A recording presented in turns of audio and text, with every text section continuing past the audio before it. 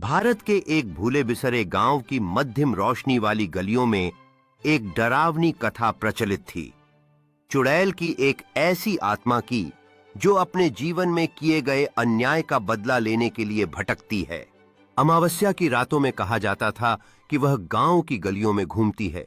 उसके पांव उलटे होते हैं और लंबे बाल उसके चेहरे को छुपाए रहते हैं, जिसमें दुख और क्रोध साफ दिखाई देता है।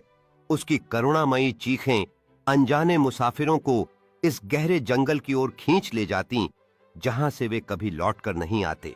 कई कई साहसी लोग गायब हो जाते और उनकी वस्तुएं पुराने बरगद के पेड़ के पास बिखरी हुई मिलती, जो गांव वालों द्वारा लंबे समय से परहेज किया जाता था। ऐसा ही एक निडर युवक अमन इन कहानियों का मजाक उड़ाते हुए अपनी बहादुरी साबित करने के लिए जंगल में गया। जैसे जैसे वह आगे बढ़ा, हवा ठंडी होती गई और भारी खामोशी को केवल उसके नाम की धीमी धीमी फुसफुसाहटें तोड़ती रहीं। अमन फिर कभी नहीं दिखा और उसका नाम भी उस कथा में जुड़ गया। जैसे गांव अपने धुंधल के अतीत की डरावनी रहस्यों में लिपटा रहा। दिल की धड़कनें तेज होती गईं। उसने मुड़कर देखा तो अंधकार से एक धुंधली आकृति उभर रही थी। उसके बाल चेहरे पर लहराते हुए, और इससे पहले कि वह कुछ कर पाता, सब कुछ काला पड़ गया। राहुल एक दिन अपने पुराने घर के बगीचे में खुदाई कर रहा था जब उसने एक रहस्यमय संदूक पाया। संदूक के अंदर एक पुराना दर्पण और एक किताब थी।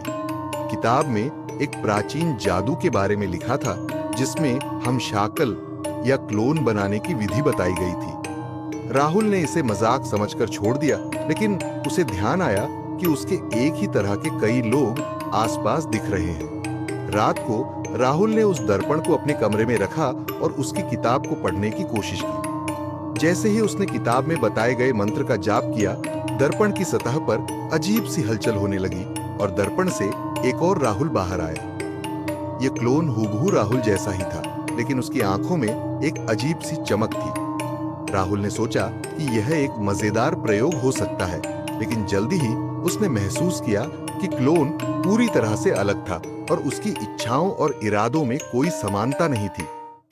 क्लोन धीरे धीरे राहुल के जीवन में घुसपैठ करने लगा।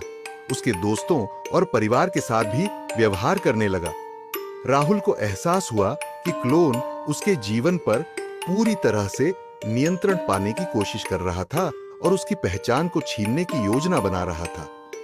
रात को राहुल ने दर्पण और किताब को जलाने का फैसला किया। जैसे ही उसने किताब जलाई और दर्पण को तोड़ा, क्लोन चीखते हुए दर्पण में समा गया। सुबह उठते ही राहुल ने देखा कि दर्पण और किताब गायब हो चुके हैं, लेकिन उसकी आत्मा अब भी भयभीत है। उसने महसूस किया कि वह खुद ही क्लोन से घिरा हुआ है, जो अब भी उसके जीवन में कहीं न कहीं छिपा हुआ है।